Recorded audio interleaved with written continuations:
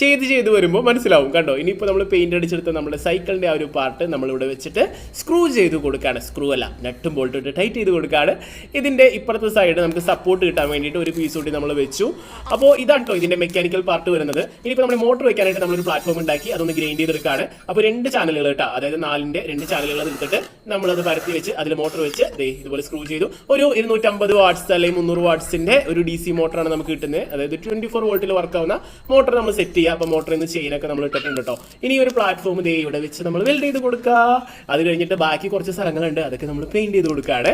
അങ്ങനെ പെയിന്റിങ് പണി കഴിഞ്ഞിട്ടുണ്ടെങ്കിൽ അടുത്ത പണി നമ്മുടെ പങ്കായം സെറ്റിംഗ് ആണ്. അപ്പോൾ അതിന് വേണ്ടിയിട്ട് നമ്മൾ കയാക്കിന്റെ ഒരു പങ്കായം എടുത്തേക്കാണ്. ഇതിന് 2 സൈഡുള്ള നമുക്ക് മുറിച്ച് കഴിഞ്ഞാൽ 2 കിട്ടും. ഇത് നമ്മുടെ സൈക്കിളിന്റെ ആ ഒരു പെഡലില്ലേ, ഈ പെഡലുമേക്ക് നമ്മൾ അറ്റാച്ച് ചെയ്ത് കൊടുക്കണം. അപ്പോൾ അതിന് വേണ്ടിയിട്ട് നമ്മൾ ചെയ്യുന്നത് വേറെ ഒന്നുമല്ല, ഇതിൽ 2 ഹോൾ കൊടുക്കുകയാണ്. അപ്പോൾ ഒടിഞ്ഞു പോകാത്ത രീതിയിൽ ചെറിയ 2 ഹോൾ ഇട്ടിട്ട് നമ്മളിത് നമ്മുടെ സൈക്കിളിന്റെ ആ ചവിട്ടുന്ന പെഡലുമേക്ക് അത് കേബിൾ ടൈറ്റ് നമ്മൾ ടൈറ്റ് ചെയ്ത് കൊടുക്കുകയാണ്.